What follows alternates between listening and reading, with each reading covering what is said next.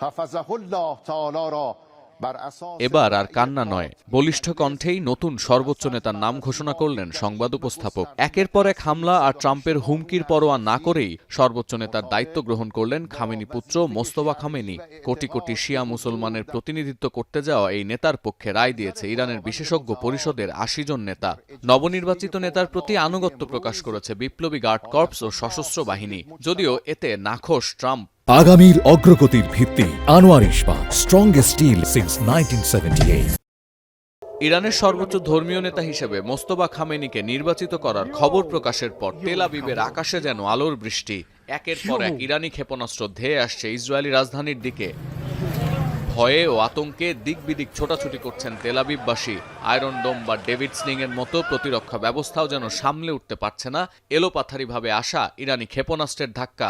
এদিকে মধ্যরাতে ব্যাপক হামলা হয়েছে ইসরায়েলের হাইফা বন্দরেও। সাইরেনের বিকট শব্দে কেঁপেছে চারপাশ। হামলা অব্যাহত আছে উপসাগরীয় অন্যান্য দেশেও। দুদিন আগে হামলার জন্য ক্ষমা চাইলেও আঘাত থামায়নি ইরান।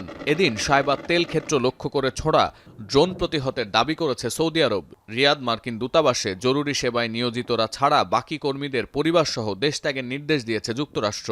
হামলা হয়েছে ইরাকের বাগদাদ ও ইরবিল বিমানবন্দরে। এছাড়াও বাহরাইন, কাতার ও আরব আমিরাতেও চলছে ড্রোন হামলা। পরপর কয়েক দফায় হামলা ঠেকাতে মরিয়া এসব দেশের প্রতিরক্ষা ব্যবস্থা। হামলায় বেশ কয়েকজন আহত হয়েছে বলেও জানা গেছে। বিপরীতে রোববার মধ্যরাত থেকেই ইরান ও লেবাননের দক্ষিণে হামলা চালাচ্ছে ইসরায়েল। সর্বোচ্চ নেতার নাম ঘোষণার পর ইরানের দিকে নতুন ধাপে ক্ষেপণাস্ত্র ছোড়ে আইডিএফ।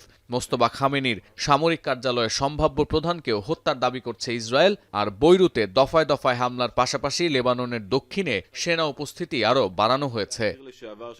সতীর্থ কর্মকার, এখন বিশ্ব।